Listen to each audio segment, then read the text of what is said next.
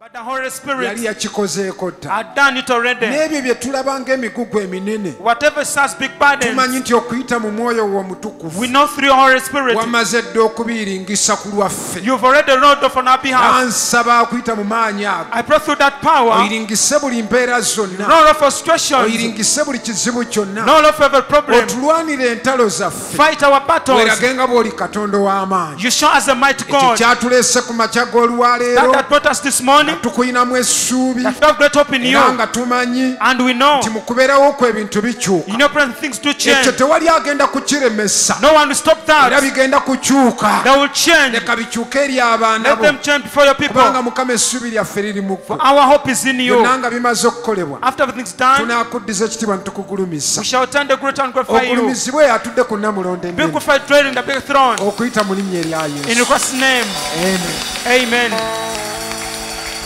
Mwongere engalo nga za buwanguzi nga z'amaanyi. Let's give the Lord a mighty hand clap.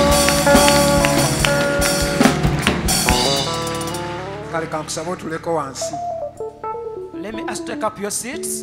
Twebaza Katonda ate olw'olunaku lw'atuwadde We thank God for that day He has given us okujja mu kubeerawo kwe, to come in His presence. era twongera okuyimusa eggwanga lyaffe mu mikono gye We still put our country in His hands. wakati nga COVID atambula mu ngeri gy'atatambulangako, Amid this COVID being spread very fast. kubanga olunaku lwa jjo baagambye baafunyeyo cases 1,200 n'okusoba mu bwe zityo. Yesterday they got around 1,200 and beyond. Kati abantu balwadde. So people are sick. Ate bw'obeera ng'owulira nga baakukebedde oli mulwadde, sigalako awaka. If you are examined and they discover that you are sick, remain home. Tekiinaamu sitaani, sigala awaka. Remain at home. There is no devil in that. Sigga osoose, You are not the first person. wejjanjabe, Treat yourself. kabira Mukama ojja tojja kuwona. Cry unto God, will be okay. Tulinamu abaali balwaddeko ne basigala awaka ne bamala na myezi ate kakati baamala ne bakomawo. We have some people that were sick, spent months there, but they've come back. Ekiranga ekirala, The second buli announcement. ajja wano oteekeddwa okubeera ng'olina masiki yo. Whoever comes here must have his or her mask on. Era aba ushers mutuyambe, buli muntu yenna atalina bw'abanga azze nga talina masiki, please temukkiriza kuyingira. Ushers or pass, don't allow in any person that has come without a mask. Oli bw'aba ng'awuliramu ate oyinza okuba nga ekukola bubi, tuula wali eri, funa wabweru, n'eba osanga ng'ebifo mu ebiri gwe funawo otuulawo owulirira emirembe. If you're not okay with the mask, you can sit outside, sit where you feel you're okay. Mukama omulungi yeebazibwe. Praise the Lord. Kati ebitaala bino bikubba nnyo ate ng'enzikiza ekuttemu, kati yo sibalaba bulungi, nandigenze mbagamba nti gwe jambaze bulungi, naye mmanyi abalokole babeera disciplined, mwazambadde bulungi mwenna. I know you are well disciplined. You've put on your masks very well. Kati n'oli simutegedde obaani oyo ako nako kalungi naye era kasaana ng'era kaliko masiki kubanga akawuka kati engeri gye katambula ndala nnyo ate. That shield is very good, but also you need to have a mask on with it. Kalungi The shield is good. naye kayitaayita tomanya kasaana ng'era obutaddeko ne masiki. You need also to have your mask on. Kati ebyo byonna byonna bwe tubimala then tulooka tuteekako n'essaala. Then after having the mask, we need to pray also. Tuteekwa okusabira abaana baffe We need to pray for our children, abali mu bisulo, abali mu masomero. those that in schools, in boarding. Tuteekwa okusabira ekonome We must pray for the economy. kubanga tube tusaba nga twagala eggwanga balite. For we are praying to have the nation at least released on Amazima gali nti mulimu emirimu egyakubirwa ddala okutuusa kaakati nga tegiddangamu. There are some jobs that were hit down up to date, they haven't recovered. Kabeetaaga kubasumulula. But they need to be freed. Abantu olaba buli mulimu ng'obutini naye abo bonna abafumba ku luguudo, abo abasiika capati, abookya enkoko, essaawa zigenda okugira abantu baba badduse edda nga bagenze tebakola. Those people that roast chicken, they at around 9 people have already gone, they don't work and get money. Ab'okuzibbiica emirimu mingi nnyo egyakuwa. Different jobs, those work in beaches. Mu woteeri abantu tebali abadduka bagenda bugenzi. In hotels, people don't go there, for they run home. Kati ekonome ey'oguuma. The economy is shaking. era n'okuba nga kakati tukyalinawo kyetukyalinawo weebaza katonda ku lw'ekonome ya uganda You see that we have something up to date. Thank God for this economy. era katonda ekimu ku kyasinga okuwa uganda bagiyita mmere One of the things that God gave to Uganda is called food. okuba nti tulina emmere artist That we at least have food. naye tweyongere tusabire eggwanga lino Let's pray for our nation. ekirala tusabire abasawo baffe abatujjanjaba Let's pray for our doctors that treat us. kuba gwe osobola okwekuuma naye omusawo ye mu buli ngeri alina okusinkana abantu ab'enjawulo ateeka obuteeka okujjanjaba You may protect yourself, but for these doctors, they must meet the patients and treat them. tubasabire kama Let's pray for babikkeko them. omusaayi gwe For God to cover them with His blood. kati ekirala Another thing, buli ssekinnoomu yenna everybody omulokole that is born again, genda weegemese go for vaccination. era ku lw'ensonga eyo njagala kulaba abantu abakamala abagemesezza wanika omukono gwo ng'oga ndi nze baamaze okungema For that teeka omukono matter, gwo waggulu nga totya let me see the hands of those people that have been vaccinated up already. teeka waggulu omukono gwo Put up your hand already. obugunjufu buteekeddwa kubeera nga butandikira mu nnyumba ya mukama Civilization must start from the house of God. era nange neenenya nalwawo nnyo okwegemesa nandibadde kati bammala dda gundi ey'okubiri I repent I delayed going for vaccination. They would not have given me the second half. naye nda neninda linda byesisobola ninda ebisima gundi y'Abamerika siri mu Amerika ninda ey'Abachina I waited to get the vaccination from America or China. naye nga nandibadde kati ndikuya naye temukiraba Don't you see now? tuli batini nnyo nnyo nnyo We are very few. ate nga musisinkana abantu wanika emikono gwe bamaze okugema nga bakumaze gundi esooka wanika omukono Put up your hand if you got the first jab. tukyali bubi nnyo nnyo nnyo We are still bad love. nkubiriza buli muntu yenna I encourage buli muntu yenna everybody, toddamu kubuuza togenda kubuuza jjajja wama jjajja gwe baakugema please don't go and inquire from your grandparents that were you vaccinated? omusumba alagidde agambye ekkanisa yonna bagende batugeme The pastor has commanded that let the entire church go for vaccination. oba tufe tunaagenda mu ggulu Whether we are to die, let us die, we shall go to heaven after all. omusumba alagidde The pastor has commanded ekkanisa yonna the entire church. era singa tubadde n'engeri gye batukola mu bantuleetedde wano ffenna bagende batugeme If there was any way they could do it, they would have brought for us here to be vaccinated. But let us go for vaccination. ebirala ebinaddirira tunaabisabira Other things that will come after, we are going to pray for them. gwe ebintu bye bakugemyegemye bingi by'otomanyi They vaccinated you of different things that you don't know. abaana baffe mubalaba You saw children. buli yologera kuti nti ow'emyaka bwe giti mujje ne bamumansula mukamwa kwigwe okonna konna kugema They vaccinate them on different vaccinations. tetumanyi na biki bye bagema kati ng'engeri gye tutayina nti tulinda eryaffe erya uganda bwe lirijja ate n'eryaffe olimanyi erya uganda lirwawo Like we don't know when ours will come. n'okutuusa kati tukyali ku mululuuza tetunnagujjamu wadde empeke puliizi mugende babageme Please let us go for vaccination. era abasawo abali wano njagala batuyambeko I want doctors who are here to help us. vayola afulumyemu abadde awo vayola waali Viola is here. vayola yimuka isaac ataliiwo batuyambye by the way vayola yeyanyambye yatuyambye ne famire yaffe ffenna Viola helped me with my family. bwe ziba nga layini ze zigaanyi If it is lines, mugende babageme go for vaccination. naizaaka naye abasawo abaliwo abakola mu malwaliro tulina n'abasawo abalala kandaba abasawo abalala tulina abasawo abalala be nasanga awaawo ku ddwaliro nga sibemanyi nga weebali batuyambe Let them batugeme help us and vaccinate us. mukama mulungi yeebazibwe Praise the Lord. kyekiraga nti abalokole bo bagunjufu It is that shows that born agains are civilized. tuleme kubeera nga bantu b'ekyalo Let us not be like villagers. ab'ekyalo basigale nga bali effe tulina okubabuulira ntubagamba nti ate no n'ab'ekyalo nabo kaakati nabo baaganyise Now the villagers have also changed. They have, eddagala lye badde bajjayo baalisimbidde layini nabo ne bagana naffe mutugema temutuleka nga tufa the doses they were getting from them, they said, you are not taking it anywhere. First vaccinate us. buli ssekinnoomu yenna Everybody, twagala nga bamugemye we want to see you vaccinated. kati omulundi ogunaddako tugenda kujja nga tujja na kaadi Next time we shall come with our vaccination cards. olaga bulazika kati tutawana nakugema ogira bugizo ti yegundi yo ti yingira ti yingira yi yingira yi yingira yingira bwe kityo. The card will act as your gate pass. Without one, you will not enter. Mukama mulungi yeebazibwe. Praise the Lord. Awo we tugenda That's where we are going. abantu balwadde, People are sick. abantu bali bubi. People are bad off. Waliwo omusumba bamugambye kati abadde ku kitanda okumala kumpi awezezaayo emyezi.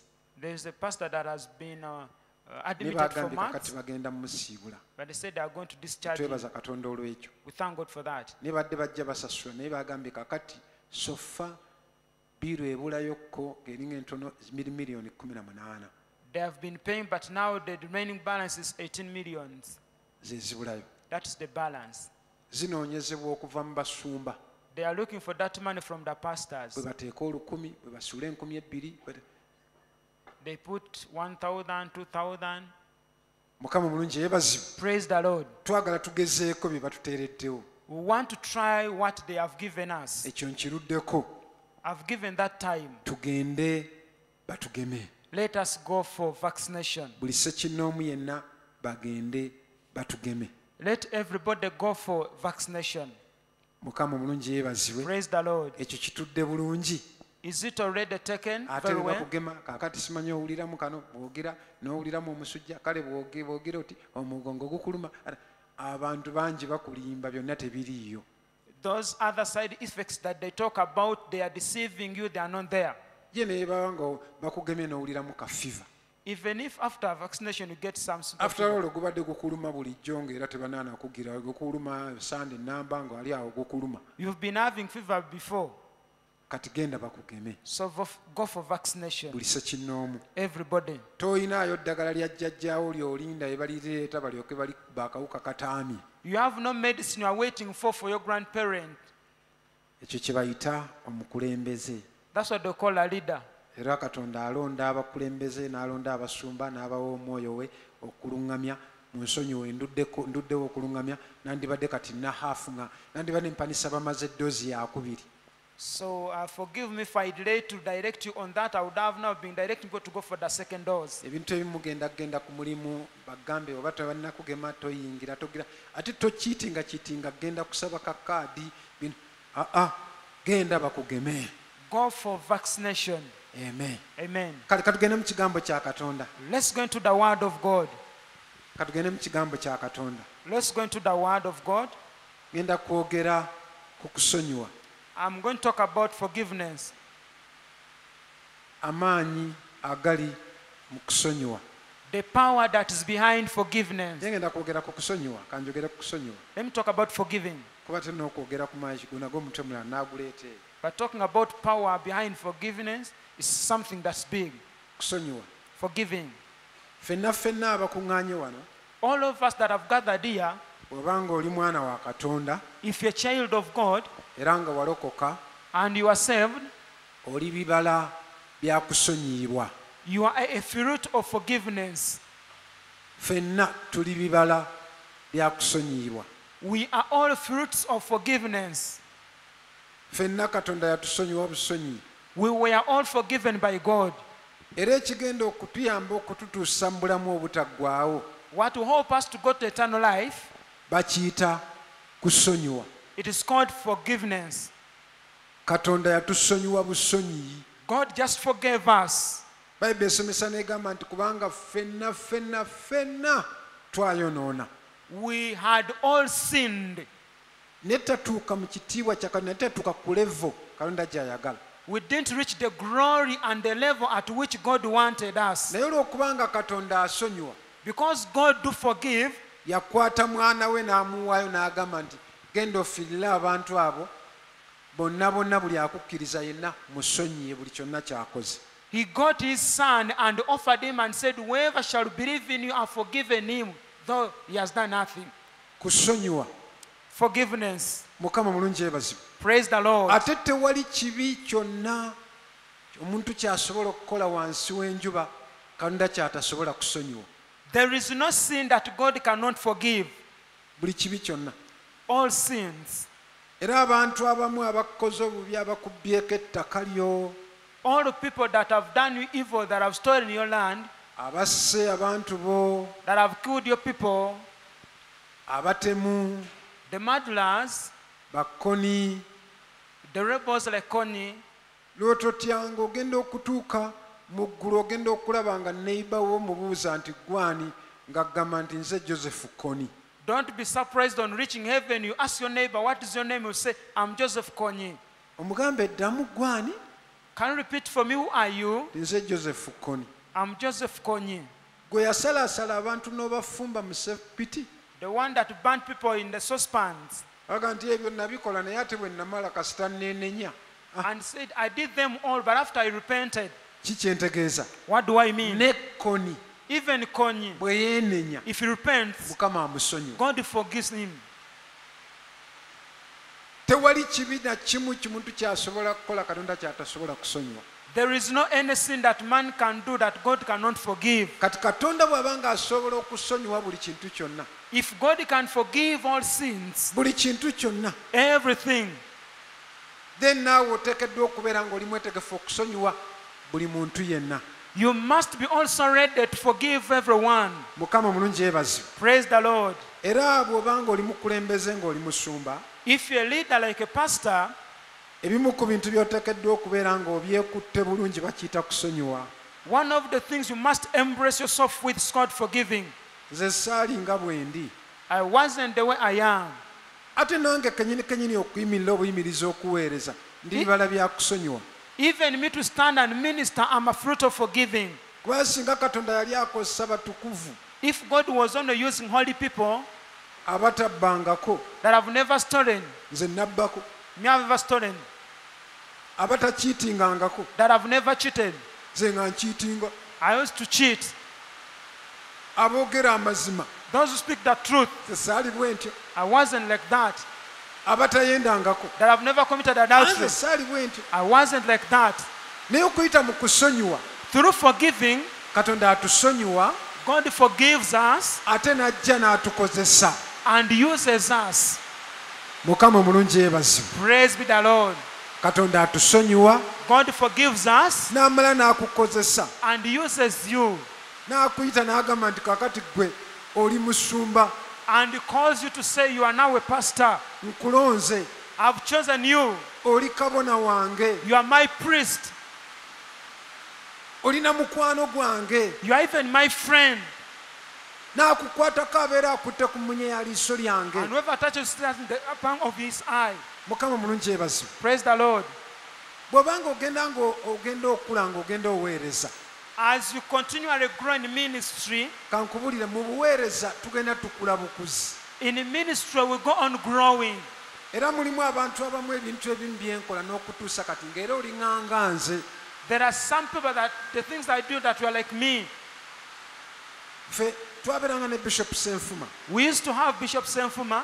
naye ng'alinamu ebintu ebimu by'akola ng'abaweereza ne tudda mu nsonda He had some things he used to do, and as ministers we go to corners. ne tugamba naye Mukama waffe asusse. And we say now our leader is beyond. Gundi yayenze. So and so committed adultery. Oyimirira otya ku kituuti How- n'ogamba nti gundi aluwa? How can you stand on a pulpit and ask, where is so and so? Wayenda nakusiba emyezi 3 You committed adultery, I stopped you for ddamu serving. oweereze. Come and serve again. Nga tugamba yandibadde ayo alangirira bulangirizi n'amuwa bbaluwa ye n'amugamba nkugobye mu kkanisa genda. We would have given him a letter to chase him away from church that go. Naye nga Bishop alina by'akola n'asonyiwa n'ogamba kino kiki. Bishop used to do things to forgive, and you wonder. Naye nange bwe nze nga ŋŋenda mpeereza And after I've been ministering ne nteeka obulamu bwange wansi and I've laid down my life ne ndaba Katonda engeri gy'azze nga nsonyiwa, to see how God has been forgiving na me, kino kankikugambe, let me tell you this, ne mu buweereza even in ministry, n'okutuusa kaakati up to today, nkyakola ensobi. I'm still making mistakes. Olina omusumba You have a pastor atali malayika. that isn't an angel.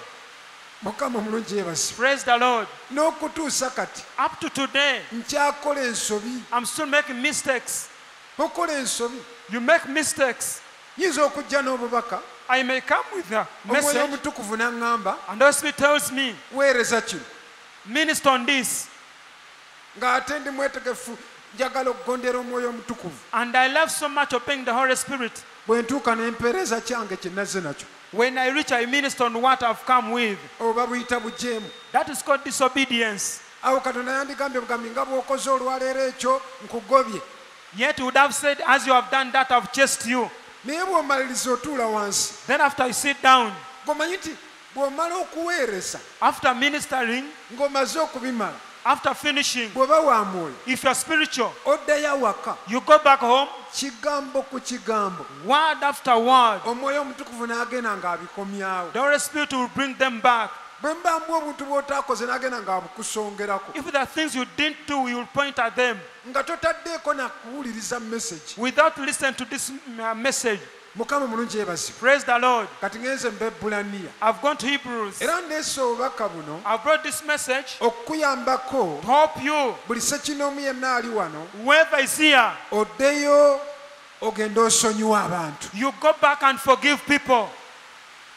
okusonyiwa si kyangu Forgiving is not easy. naye katonda kyakugamba oteekwa okusonyiwa. That's what God is telling you, you must forgive. eyakubbako ebintu byo He who stole your things, oteekwa omusonyiwa. you must forgive him. eyakutwalako mukyala wo He who took your wife, gw'oyagala ennyo the one you loved much, musonyiwe. bayibuli bwetyo bwegamba. forgive him. That's what the Bible says. omusajja yajja n'azaala mu mukyala wo omwana A man who produced from your wife children, n'okuweerera n'oweerera. and you paid fees for these children. bayibuli yeesigala egamba kusonyiwa. The Bible remains saying forgiving. eyabba kapito wo n'akukomya He who took your capital, bayibuli ekugamba the Bible tells you, kumusonyiwa. forgive him. eyatwala ekibanja kyo He who took your land, bayibuli egamba musonyiwe. the Bible says forgive him. waliwo abamu abali wano There are some people who are here ng'abazadde bo baafa that your parents died ne balekawo ekibanja. and they left land, bataata b'abato and your uncles, obute ne babutunda, they sold the cows, akabanja ne bakatunda, they sold your land, ne bakugoba n'okusoma n'otosoma. they chased you, didn't go to school. naye ku makya g'olwaleero obubaka buzze. This month the message has come. sonyiwa buli kintu kyonna kye baali bakukoze. Forgive everything they've ever done to you. kansooke ntandikire mu Bebbulaniya Let me begin with Hebrews nga ntandikira ku basumba. as I begin with the pastors. sonyiwa. Forgive. Bebbulaniya essula ey'okutaano. Hebrews 5 kanve ku lunyiriri olusooka. from verse 1. kanyongeze ku ddoboozi. Let me increase on my volume. mutusonyiwe laputopu yaffe ekyaliko ekizibu.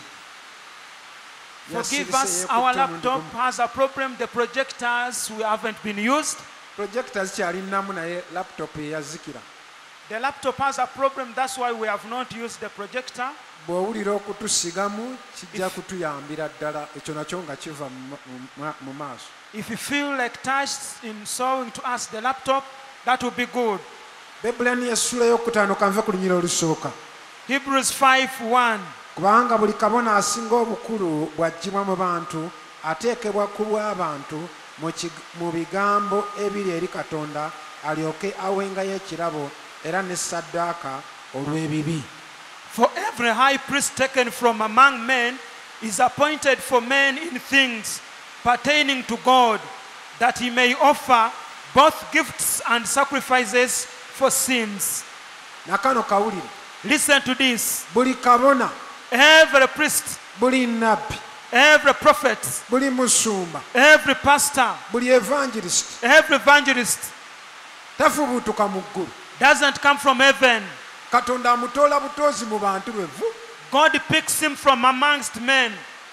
aluusi alonda gw'agenda okulonda ng'alonze gubbi. At times he picks somebody that has been a thief. aggyibwa mu bantu. He is picked from amongst men. era kino kigenda kukuyambako. This will help you. bw'olaba omusumba nga ali ku TV, ali ku leediyo ng'avuma, If you saw pastor on TV and radio abusing, olunyiriri lulwo. the verse is here. kabona aggyibwa mu bantu nga ggwe, The priest is picked from amongst men like you. taggyibwa mu ggulu. Is not picked from heaven. kati bw'ateekolamu mulimu y'amanyi asigala ng'alinga bwe yali. If he doesn't do a work in himself, he will remain the way he was. olunyiro lwokubiri. Verse 2. Ayinza okukwata empola abatamanyi n'abakyamye kubanga era naye yennyini yeetooloddwa obunafu. He can have compassion on those who are ignorant and going astray, since he himself is also subject to weakness. Bagamba They say, kabona the priest, omubuulizi w'enjiri the evangelist, bw'amala okuggibwa mu bantu, after being picked from people, Bayibuli egamba the Bible says, ayinza okukwata empola abantu asobole okugumiikiriza obunafu bw'abantu. you can have compassion and endure the weakness of people, N'agenda ng'abagumiikiriza mpola. and is patient. Kuba abantu balina ebintu eby'enjawulo. People have different challenges. Era kyova olaba nti omusumba That's why you say, pastor, ateekeddwa okuba nga ayina omutima omugazi ogusobola okumira ebintu by'abantu.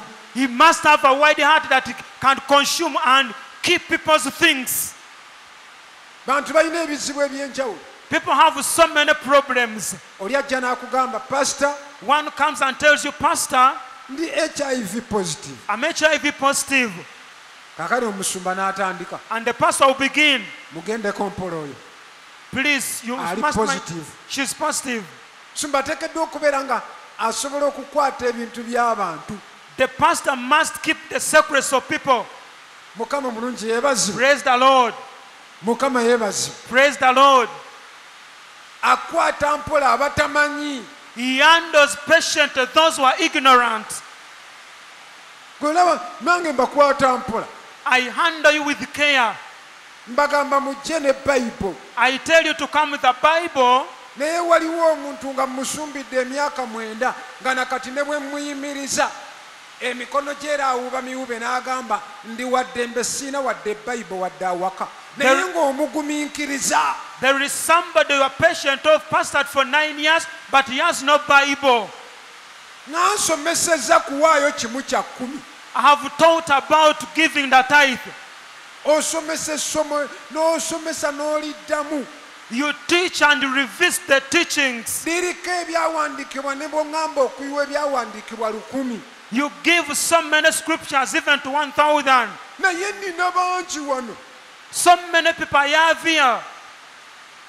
Temunkombyanga nako wadde kimu eky'ekkumi wadde omulwe gw'ennusu ogumu bwe guti bwe pa. You've never given me even a single coin of your tithe. Ate ogamba bw'oti. And you say, Naye ebintu biruddewo okutambula, toyireti eruddewo nnyo. they have failed to finish up the toilet, they have delayed in finishing it. Oyo bamuleete wano. Togatta bantu nnyo, atuulire ddala wano. Sembeza wano. Jangu wamma.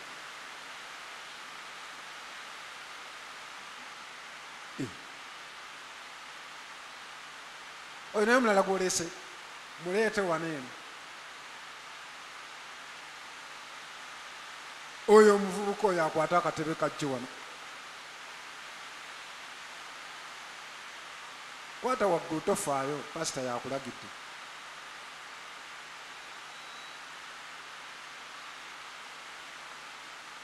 Teeka wano.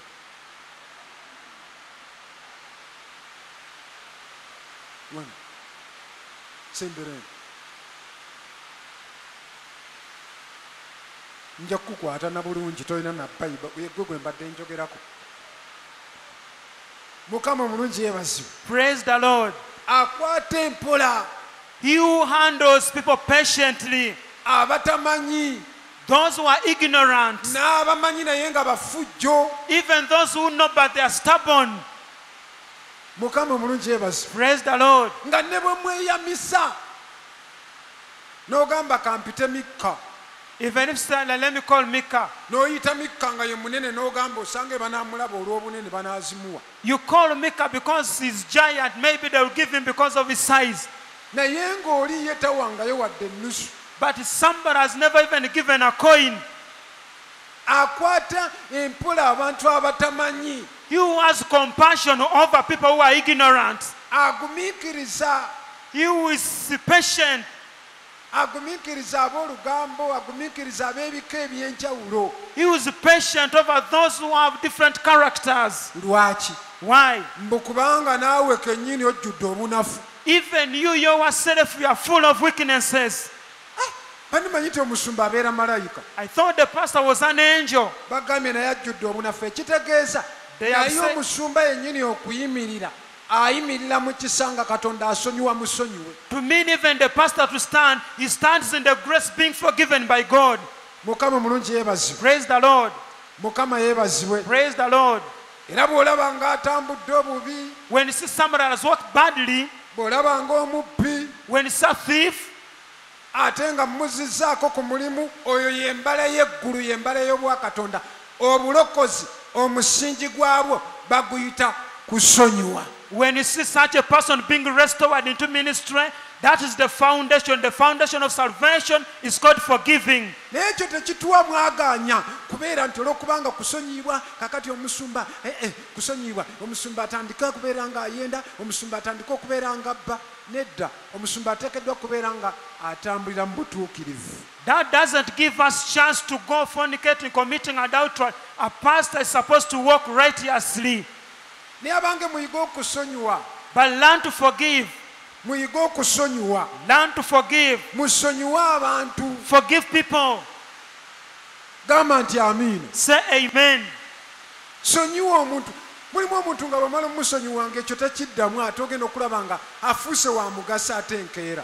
There are some people when you forgive, they may not repeat that, but become useful. Nze neewuunya Yesu ono. I get amazed of Jesus. Alina ekintu kye yakola Peetero There is something he did to Peter. n'okutuusa kati kikyatambula ku bwongo bwange. Up to today still amazes me. Kubanga Peetero yeewaana For Peter praised himself, n'agamba Mukama wange, said, my Lord, abantu bonna ne banaakwabulira, even if all those who forsake you, nze Peetero sigenda kukwabulira. Peter, I will not depart from you. Peetero yayagala Yesu Peter loved Jesus. n'agamba ne be kunaaba kufa, If it means death, tufaaba. we are dying together.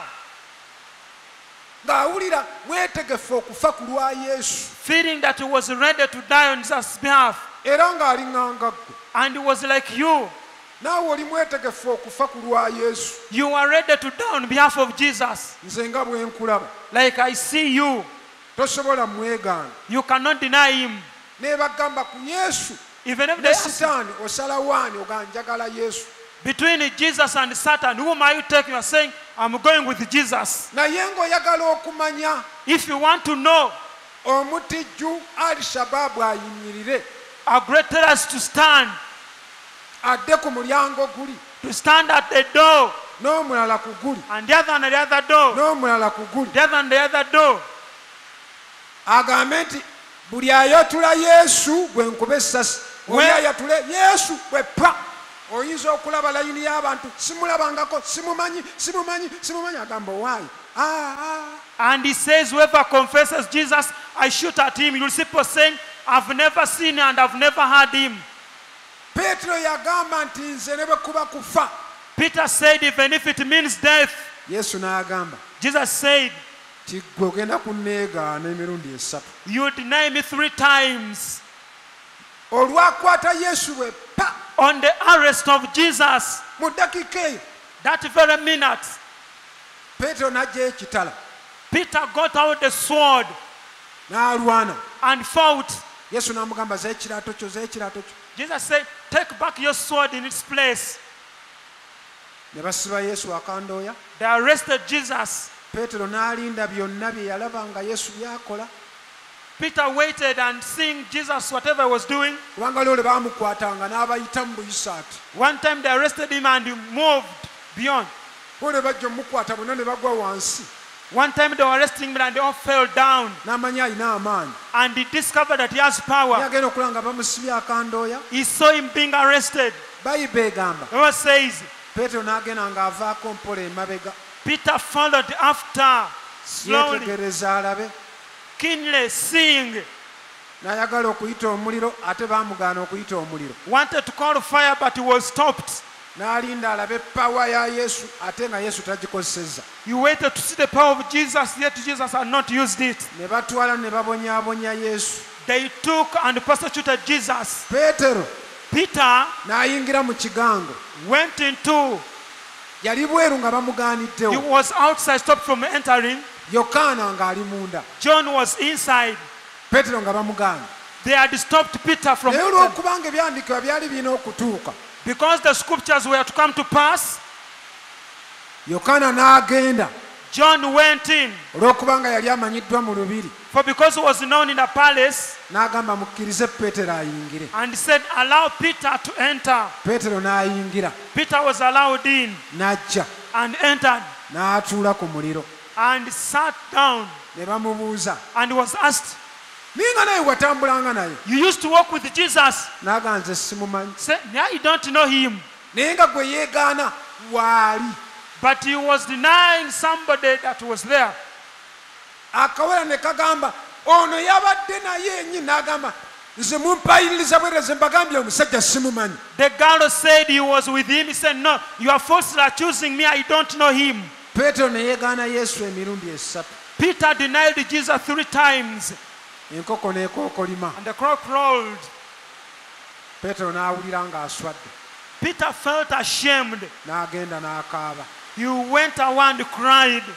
Ne bakomerera Yesu They crucified Jesus. nga Peetero tebamukubyeko wadde omuggo. Peter was not even beaten.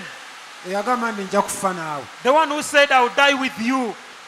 Yesu omala omumukomerera After crucifying Jesus, ng'amaze n'okufa, even after him dying, Peetero n'akola crusade eyasooka. Peter made the first crusade. Yagikola mu batume. He met among the disciples. N'abagamba abooluganda, Said them, people, tubadde tugoberera omusajja, we are following a man. bwe bankwata omusolo When they arrested us because of not paying tax, yansindika mu nnyanja, he sent me to the lake. ne njasamya ekyennyanja ne kivaamu ssente. I opened the mouth of the fish and I got money. Enjala bwe yali etuluma, When we were hungry, Yesu n'atuwa emigaati. Jesus gave us food. Kaakati essuubi nga bwe limaze ne liggwaawo, Like now hope has ended. nze ŋŋenza kuvuba. I've gone back to fish. N'abatume ne bamugamba naffe tugenda naawe. The disciples said, we are going with you. Peetero n'akwata abatume. Peter got all the disciples Yesu be yali azimbidde emyaka 3 n'ekitundu, that Jesus had groomed for 3.5 years n'abatwala ku nnyanja and took them to the sea. ne batandika okuvuba. They started fishing. Era Yesu agenda okuzuukira By the time Jesus resurrected, nga ye Peetero ali ku nnyanja. Peter was doing the fishing. Bamuleeta luvannyuma They brought him after, ne bamugamba nti azuukidde. telling him he has resurrected. Naye weewuunya okusaasira kwa Yesu. You get amazed over the masses of Jesus. Oyo eyamwegaanya emirundi 3, He who denied him 3 times. oyo akutte ekkanisa yonna n'agiyiwa. He who got the church and took it away. Yesu bwe yazuukira When Jesus resurrected n'amugamba bw'ati, and told him, Peetero, Peter, onjagala? do you love me? N'agamba mukama wange nkwagala. My Lord, I love you. N'amugamba Peetero, onjagala? Peter, do you love me? N'amugamba nkwagala. My Lord, I love you. N'amubuuza ogwokusatu, Peetero, onjagala? The third time, Peter, do you love me? Peetero n'asirika n'akaaba. Peter kept quiet and wept in tears. Yesu n'amugamba, Jesus told him, liisa endiga zange. feed my sheep. Nkusonyiye byonna bye wali okoze. I've forgiven you everything you have done. Nkutaddewo I've blessed you gw'oba okulembera ekkanisa. to lead the church.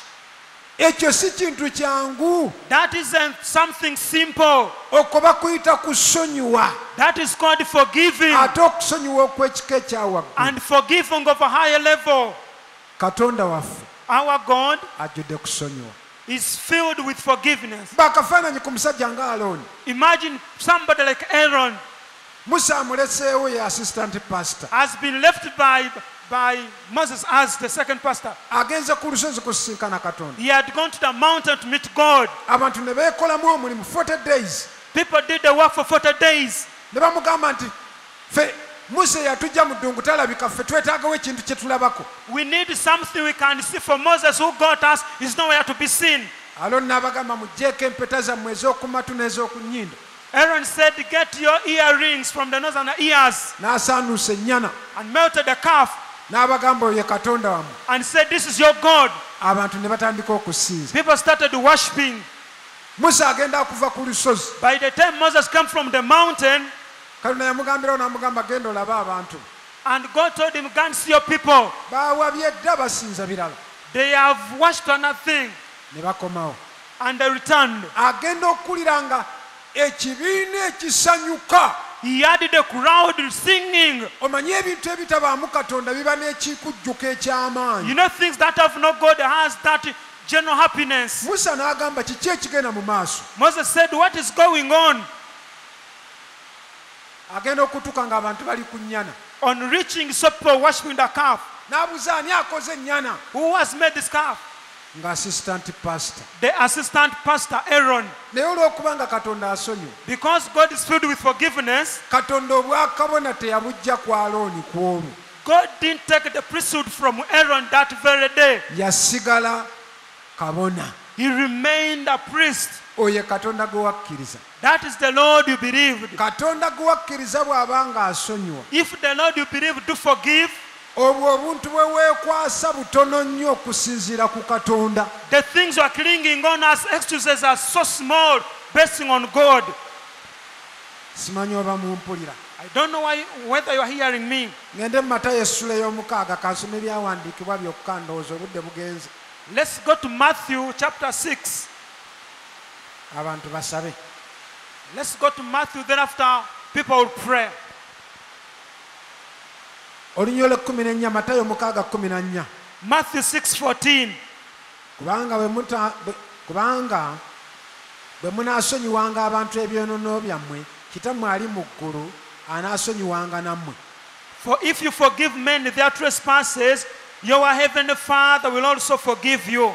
Naye bwe mutaasonyiwenga bantu ebyonoono byammwe, ne Kitammwe ali mu ggulu taasonyiwenga byonoono byammwe. But if you do not forgive men their trespasses, neither will your Father forgive your trespasses. Bw'oba oyagala okusonyiyibwa, If you want to be forgiven, naawe oteekeddwa kubeera ng'osiga kusonyiwa. you must sort out forgiving. Abantu abali wano mwenna, All the people who are here, tewali wano gwe batalumangako, gwe batabbangako. no one hasn't been ever cheated. Buli omu.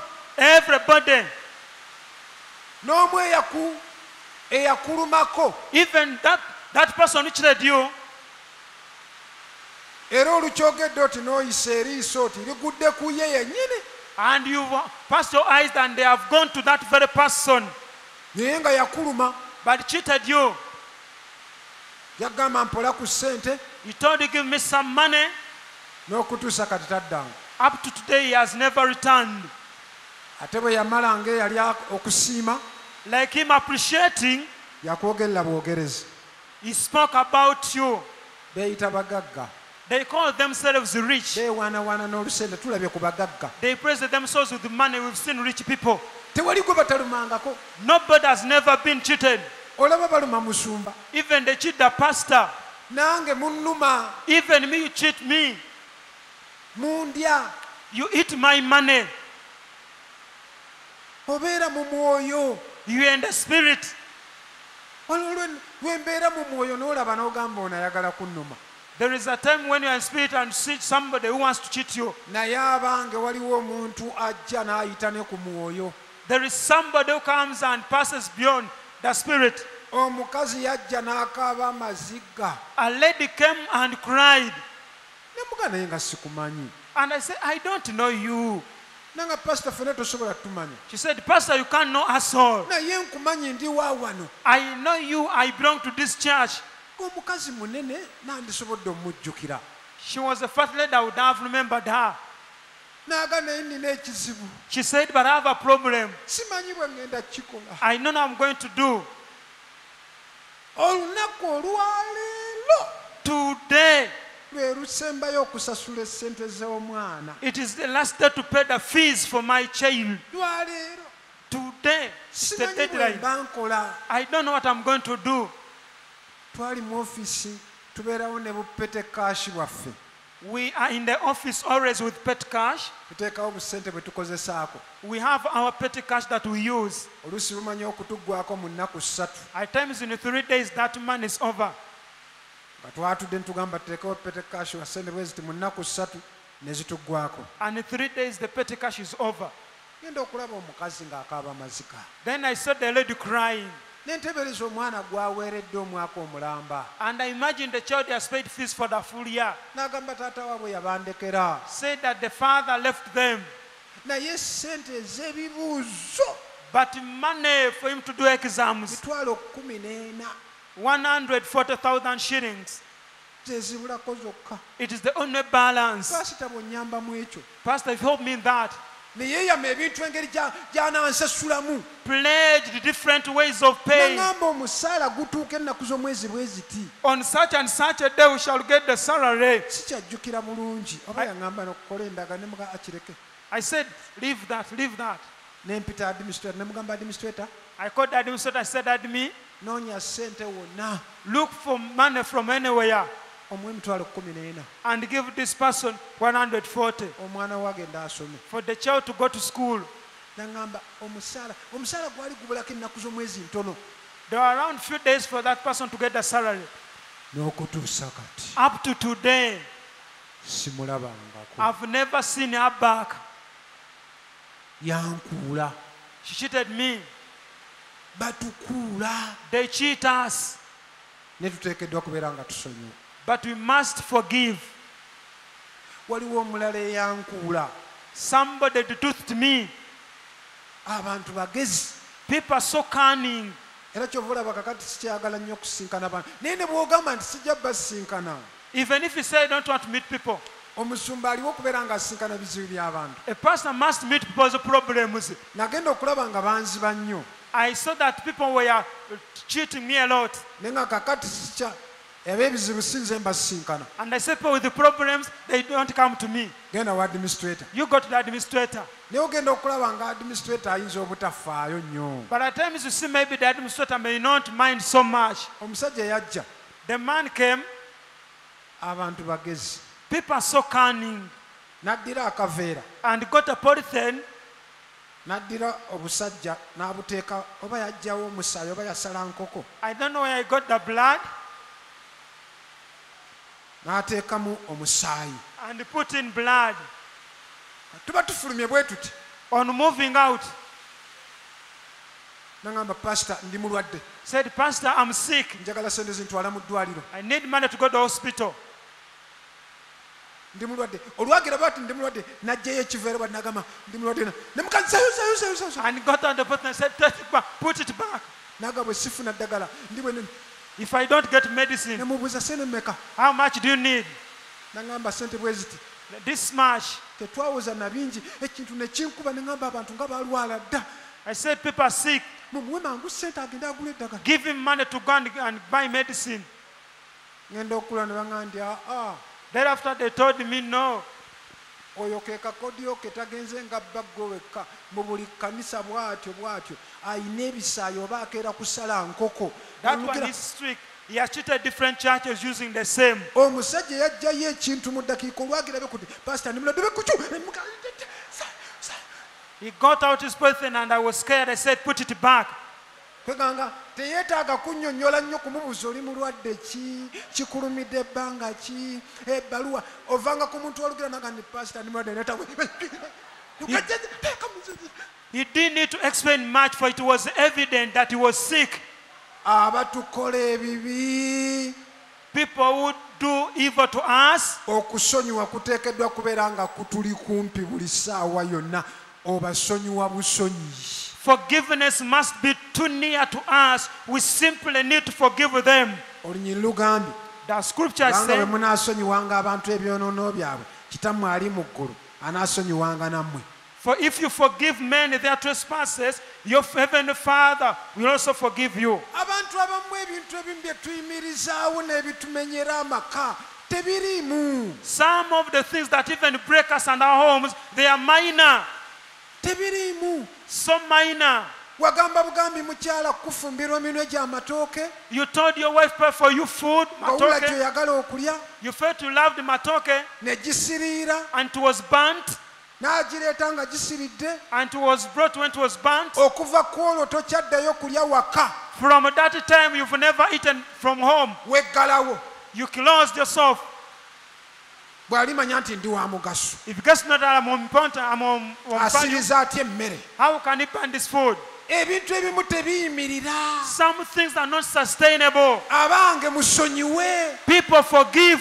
ddayo oli awaka Go back home and eat. abamu mwagaana n'okusula ku kitanda To some people, if stop even sleeping on the bed. ekyaggaana okusula ku kitanda ng'ensonga bw'ogenda okugireeta teyimirira When you look at the point that stops you from sleeping on the bed is small. osula mu galagi osula mu ddiiro You sleep in the garage in the common room. bakubuuza nsonga ki They ask you why. nampisa mu mannyo anaakitegeera abamu muganye ggula mmere waka sonyiwa beeranga mu bulokole obeeranga eyafa oteekeddwa okubeera ng'obikka ku bintu Forgive for a born again. You must be like dead. You must learn to cover on some things. sonyiwa Forgive. bayibuli esomesa mu kitabo kya mubuulizi The Bible teaches in Ecclesiastes, ng'egamba kabaka telling the king oba omuntu yenna or any person ayina ekitiibwa that is honorable oba ayina baakulembera or is leading some people. bayibuli ekugamba bw'eti The Bible tells you, titowulirizanga mboozi y'abaddu oleme okuwulira nga bakugeya don't listen to the conversations of your servants, not hear them talking about you. gwe towuliriza naye babanyumya byabo Don't listen to them even if they're in their conversations. kuba paasi Ignore it. bikuba epaasi Ignore. ne bwowulira nga bali ku ggwe wennyini Even if you hear them talking about you, oli kabaka you were king. oba oli ku mulimu osanga bakunyumyako paasi Even at the workplace talking about you, ignore. naye n'otuuza enkiiko n'otuusa ddi When will you end having meetings? kati basajja mu abali wano kambabuuli Men who are here, let me tell you, buli musajja ali wano every man who is here, gw'owulira bakuyita dadi smart dadi ani if you hear yourself being called Daddy, dadi junior Daddy Junior, dadi beni Daddy Ben, dadi joshua Daddy Joshua, golooza mbuli erinnya lye bakuyita you think that it is the real name they are calling buli you. ali wano olinayo erinnya lye bakuyita Everyone who is here, you have a nickname they are calling you. omukazi mukyalawo Your wife n'abaana and the children n'abakozi and the servants, balinayo erinnya they have another name. abamu babayita teziriiwo To some people they are called, there is no money. teziriiwo wuuyo akomyewo There is no man has come back. bw'omala okutuuka When you reach home, welcome dadi kulikayo taata. naye nga waliyo erinnya eddala There is another nickname. abalala babayita bawavuuvuumira ng'ovuuvuuma nnyo To some people, they are called quarrelsome people. You Eh, eh. quarrel a lot. wavuuvuumira akomyewo The quarrelsome person has come. naye ne bw'oliwulira Even if you hear it, gwe sonyiwa tolivuuvuumira forgive, you are not there. You are not that. bwe mutasonyiwa If you don't forgive, nammwe temulisonyiwa you will not be forgiven. sonyiwa bakyala mu abali wano musonyiwe Wives who are here, forgive. mulimu abamu obukozi obukolera obugoba dda awaka There are some who are here that have chased the maids at home. omanyi kye kaakola Do you know what she did? wakawa lugoye kulwoza You gave the cloth to her to wash. kakazi kattu Simple girl. kaava ivukula She came from Ivukula. okawadde kunya olugoye You've given her to wash this cloth. ne kagamba nange ndyesimatikako ddi mu sikaati I say, when will I be smart also? kateekako sikaati She puts on the cloth kayiwako ne bulawuzi and even your blouse. ne kagendako mu ndabirwamu And she went into the mirror nako keerabe to see. ogenda okukasanga You find her, nga kali mu sikaati yo she's in your skirt. ate nno kayinza okuba nga kajjayo na kiteeteeyi ki ekikyala She can get your best dress.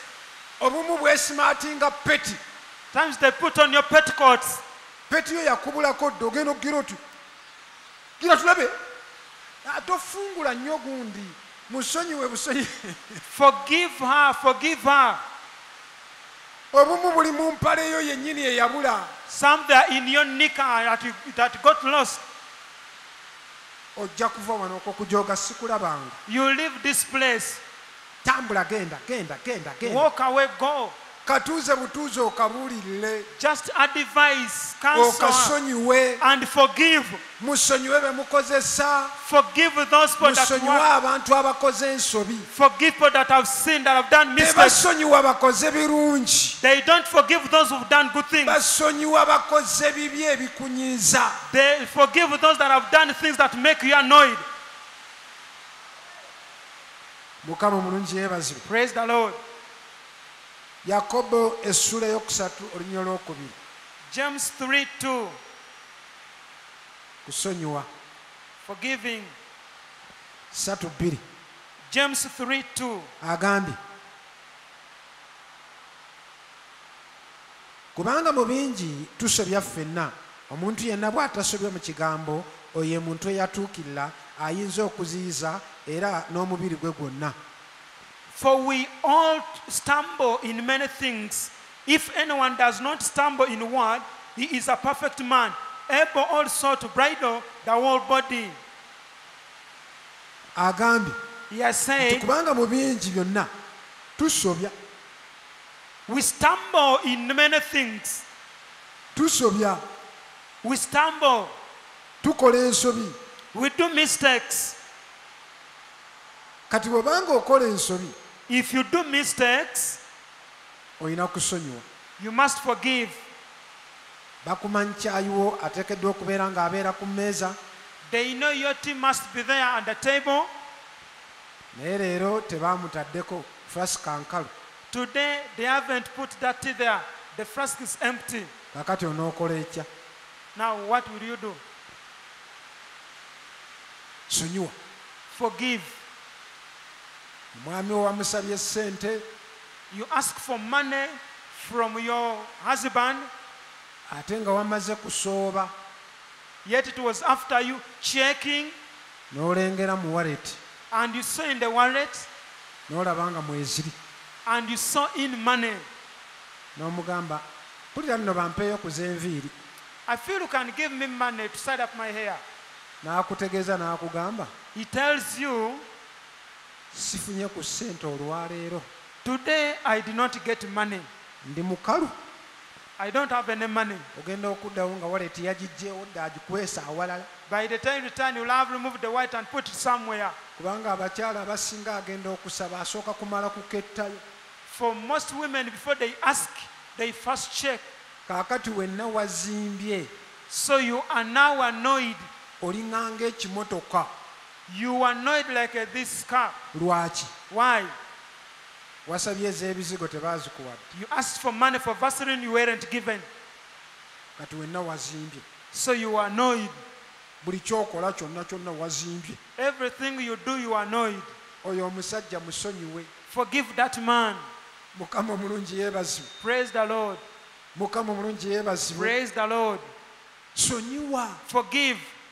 sonyiwa omwami wo Forgive your husband. muyinza okubeera ng'olina omwami wo naye nga talina buvunaanyizibwa Maybe you have an irresponsible husband. akomawo awunya mpuuta He comes back smelling fish. ogenda okulla akawoowo kaawunya nga kapiraawo You feel smelling the aroma of rice. awunya piraawo Smelling rice. ogenda okugira kuti nga awunya nkoko You see him smelling chicken. ate ebintu tebyebulizaayo And you cannot hide these things. aba atudde awo alaba amawulire As you're watching news, genda kulanga agyayi you see him cleaning his teeth. noga yi And you, asusula mazzi asusula ki what is he removing? genda okulanga supu eyatonnyo kuno wankoko n'omanya eyalidde mu woteeri Then you see something on his shirt, get to know that he ate from the hotel. gwe n'ogoya akawungako ne sukuma wiiki You mingle your posture with greens n'akugamba and tells you, siwulira kulya olwaleero I don't feel like eating today. sonyiwa omwami wo talina bubeezi buvunaanyizibwa katonda anaabuzaamu mpola kasita oli mulokole osaba naye sonyiwa. Forgive your husband. He's just irresponsible. Pray for him. Forgive. Abasajja musonyiwe bakyala bammwe. Men, forgive your wives. Lwe waleseewo essente entono oluusi ogenda okusanga ng'esseffuliya n'essowaani zonna yazikuusa edda oluusi tewaleseewo n'obwana abwebasizza bulinganga obwebasa enjala naye ng'ate bali ku mukkuto. N'omubuuza mukyala waliyaako okulya nti ate twandikajjeewa era bwe watulese bwe tuli. Naye ogenda okula nga abejjagala bekwa agenda okubejjagala n'abejjagala mpuuta. Sonyiwa. Forgive if you don't find food at home because you left little money. But forgive. Abange tusonyiwe. Let's forgive. Abantu abamu abantu abatunyiiza n'obuntu obutunyiiza kakati ng'enkuba bwetonnye. To some people, even the things that annoy us are small. Like now it has rained. Ogenda mu taxi. You go in a taxi. Neereeta omuntu ow'obuvunaanyizibwa. It brings somebody responsible. N'alyoka kkuba ekitoomi bw'ati. And he steps on you with his mouth. N'obuga nti onninnya nnyama. As you are stepping on me. N'osuubira nti anaggamba nti sorry. You think he will say sorry. N'agira nti Hey. N'olyoka omutunuulira olwa Yesu n'omuzaako olw'Omwoyo Omutukuvu n'olyoka omutunuulira olwa Katonda Kitaffe. And conclude with God the Father. Musonyiwe. Era nga oli mwetegefu okusonyiwa. Be ready to forgive. Abantu abatukola ebibi Katonda abatuteerawo. God places there people who do evil to us. Naye ng'atusuubira okubasonyiwa. But expecting us to forgive them. Muwala gwali wano. Young girl was here. Ddala mwali muyina omusajja nga mutambuddeko. You were in courtship with somebody. Ne budget ng'amaze n'okugikola. You had made a budget already. N'ewasse nga mwakyala. You had gone to your aunt. Osanga n'enkoko n'agigaaya. Maybe ate a chicken that was prepared. N'emyezi n'ogiraga. And you even showed dates. Ne practice n'otandika okukolamukko mu kisenge. You started practicing how you march. Yakutegeeza butegeeza. He simply informed you. Omutima gwekanze. The heart has been shocked. N'okutuusa kati. Up to today, wasiba omutima. You were chained in the heart. Buli mutunulako nti. Wherever you look at him, ndaba geyeena. You see hell. Sonyiwa omusajja oyo tomanya Katonda osanga yakuwonya buwonya. Forgive that man. Maybe God simply saved you. Bw'otosonyiwa. If you don't forgive, weesiba. You bind yourself. Obutasonyiwa bukuleetera ekiruyi eky'okumutima. And forgiveness brings that wrath of the heart. Buli kaseera n'obeera n'ekintu eky'okumutima. And every time you have the wrath on your heart. Butasonyiwa. Unforgiveness. Obutasonyiwa. Unforgiveness. Nalina jjajjange yafa. I had my granddad died. Abamuyita Nakiganda. Called Nachiganda. Naye jjajja. My grand. Yafa nga alokose. She died saved. Naye bannaaye tulokoke nga tukyalinamu ku ssupu. Let us get saved when we still have energy. Ebintu kyabitegeera. When we understand things. Kale oluusi Katonda alitusaasira. At times God will have mercy. Jjajja twamubuliranga enjiri nga tukyali n'agaana okulokoka. We used to preach to them grand when she had energy she refused to listen. N'agira n'agamba ndokose. Then after she said I'm saved. Naye we wamanyiranga n'ogayi jjajja. Kwe kutwala ebintu.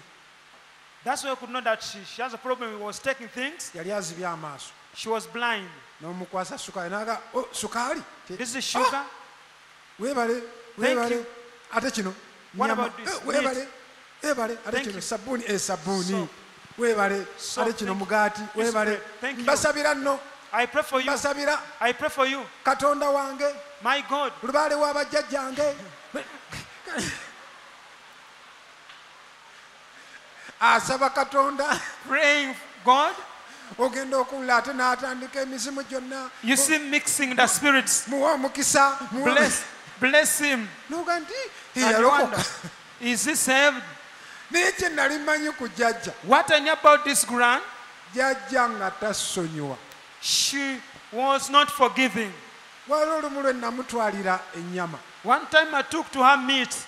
Katulinawo sister waffe yabeerangawo. We had our sister who used to be there. Oba ennyama yagikola atya? I don't know what she did to this meat. Zaali kilo 3. There were 3 kilograms. N'agikwatako ati. And she touched on it. Weebale, weebale. She filled it and said, thank ate you, kino sukaali weebale Sugar, thank weebale you. kupakasa mbasabira thank you. I pray for you. kati ne bafumba ennyama They prepared meat. bwe baafumba ennyama mbu neetejja When they prepared meat, it wasn't ready. n'amugamba kangizeeko I said, let me go and cook it again.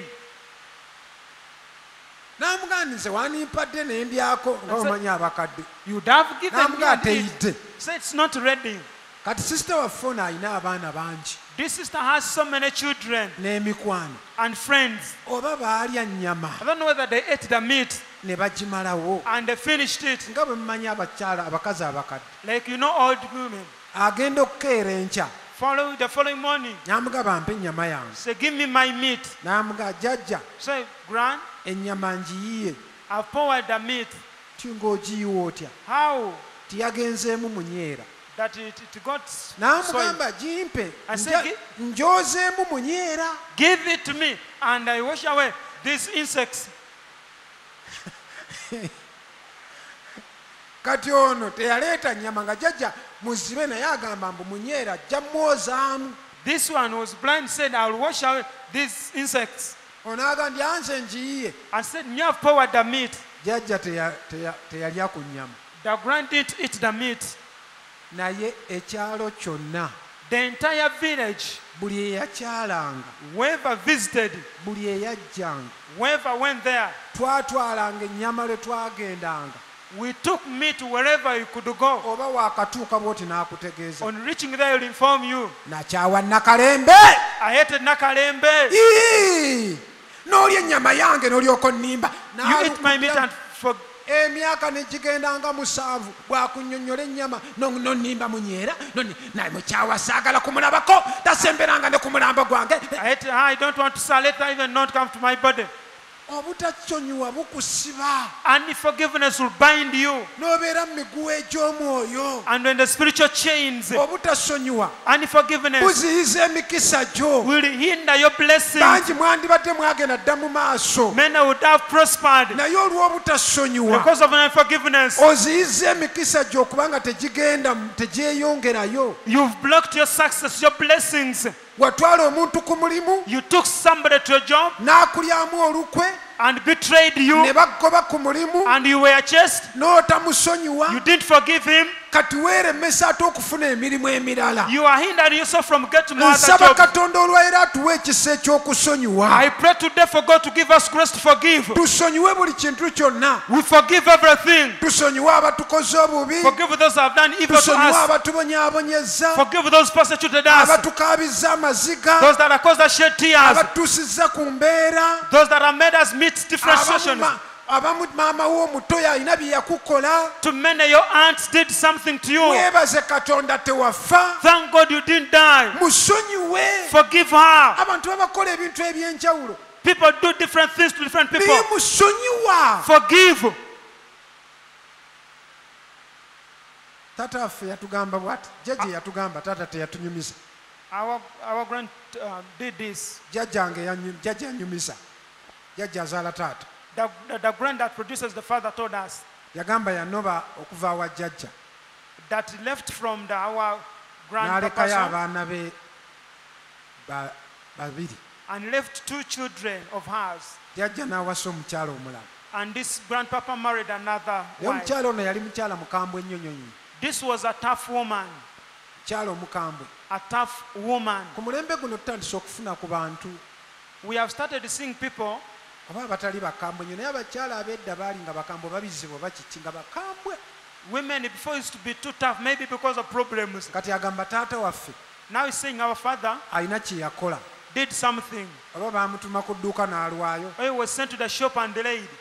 jjajja omukazi Our grandmama, atamuzaala the one that isn't producing this father, n'amukwata got him ng'akyali muto when he was still young n'amusiba and n'amusiba tied him, amagulu n'emikono tied both the hands and the legs, n'amukkiriza and took him wansi mu lusuku there in the garden. kati ebibanja by'edda The land, nga binene nnyo The land before was quite big, ate banneyiba bedda nga babeera wala. and the neighbors before were staying far. Neyiba omu ayinza okuba ng'ali nasuuti, One neighbor could be saying Nasuti, omulala ng'ali eri. and another neighbor far away. Kati yamutwala mu kibanja So she took him in wakati mu the, lusuku. in the middle of the garden. Waaliwo ekinnya kye baali basimye. There was a ditch that was dug, N'amusiba and emikono tied his hands n'amagulu and the legs, n'amuteeka mu kinnya and put him in this hole, n'asala essanja and got the dry banana n'amubikkako leaves essanja. and covered him, Kati n'aleeta omuliro and brought fire, nga guli ku lujjo. Agenda mumukumako nga yenna abuliddeyo. and wanted to burn him. Essanja eringi omuntu okumukumako okumutta.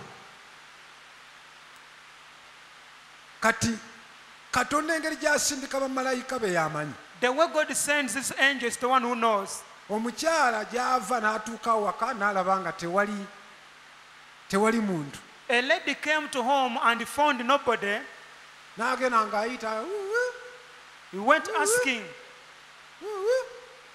asking, where are you? Where are you? kati agenda okulaba ng'oyitayitaba. And he didn't get any answer. Yeeyongerayo agenda amunoonya. And continued going looking for this Abo be person. bamalayika Katonda b'asindika. These are the angels that God do send. Agenda okumusanga He found her. ng'ali bize neyefuula ng'akola She was ekirala. busy and pretended to be doing her things. Kati omukyala ono So this lady, Katonda oba yakola atya? I don't know what she did. Kwe kugira kuti asembere, She drew nigh, ono ne yeevaayo ne yeekozesa ebintu ebirala. and this one pretended to be doing her things. Naye ono n'ayagala asembere alabe And this one wanted to draw near to see awali entuumu where this hip is, ey'essanja with dry banana alaba leaves, nyenyenyanyenye. to see what is happening. N'abuuza kiki ekiri muno. And say, what is going on? Ebintu bya ne yeebuzaabuza.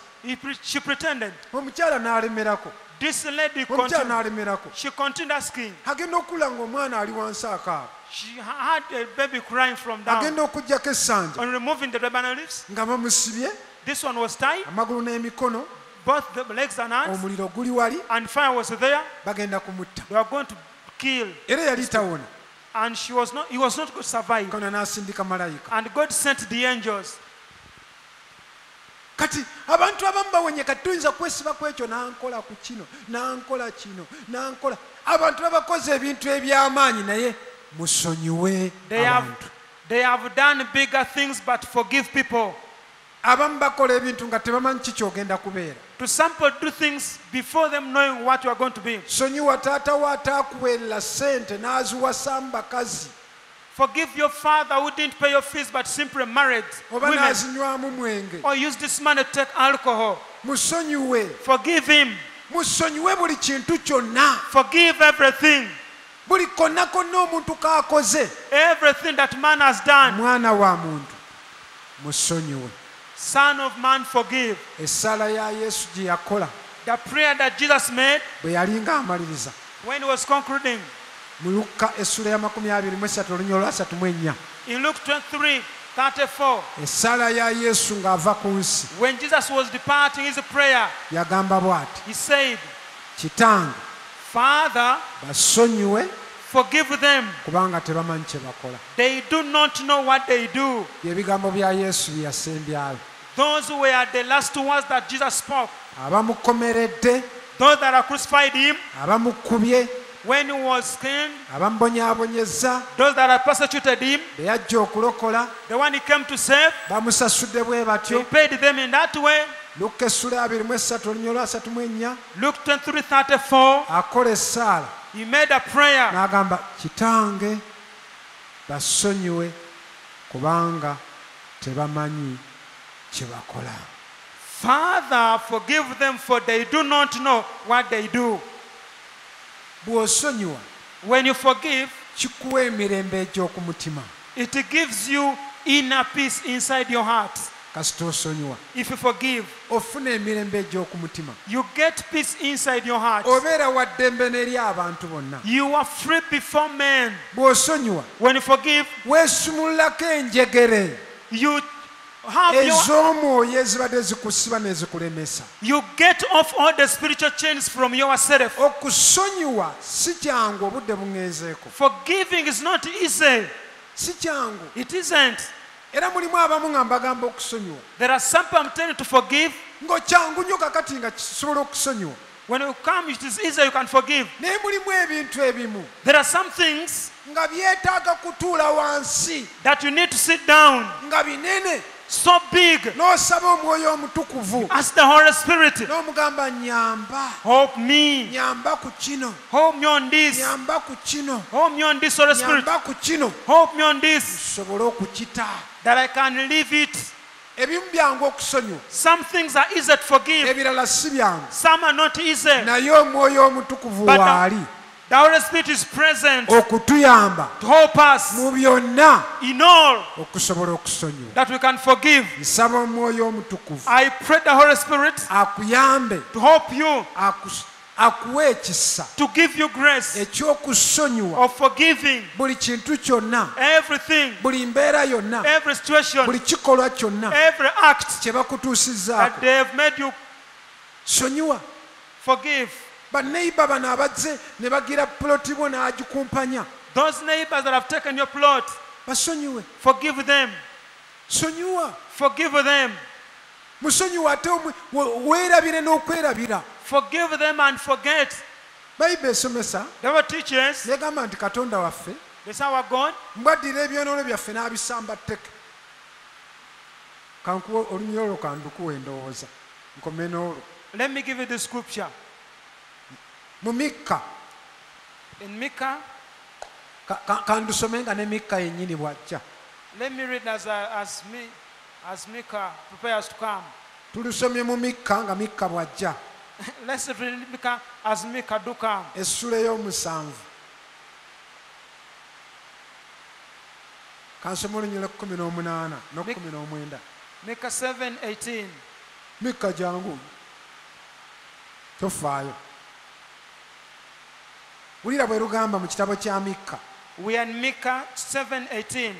ani katonda nga ggwe asonyiwa obubi ayita ku kwonoona okwabasigalawo ab'obutaka bwe talemera ku busungu bwe emirembe gyonna kubanga asanyukira okusaasira Who is a God like you, pardoning iniquity and passing over the transgression of the remnant of his heritage?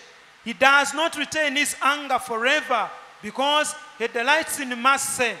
He will again have compassion on us and will subdue our iniquities. olunya olwe 19 alikyuka alitusaasira alisamba okwonoona kwaffe n'ekigere era alisula ebibi byaffe byonna mu buziba bw'ennyanja He will again have compassion on us and will subdue our iniquities. You will cast all our sins into the depths of the sea. awulira katonda kyakola Do you see what God does kasita weenenya when you repent? ng'addira ekibi ekyo mbu ng'akisamba He kicks off that sin away. kagamba ekyo kikasusa eri ng'akikasuka mu nnyanja He kicks it off into the sea. naawe nsaba katonda akuwa amaanyi I pray that God grants you mu grace nsi ey'omwoyo in the spiritual realm. osambesambewo bonna obuntu bonna obukasuke mu nnyanja ey'okwerabira You kick away all those small things in the lake of kankusaba God. oyimuke ku magulu go Let me stand up on your feet. mukama nsaba osumulula ekisa eky'okusonyiwa Lord, I pray release the grace of forgiving. Ffenna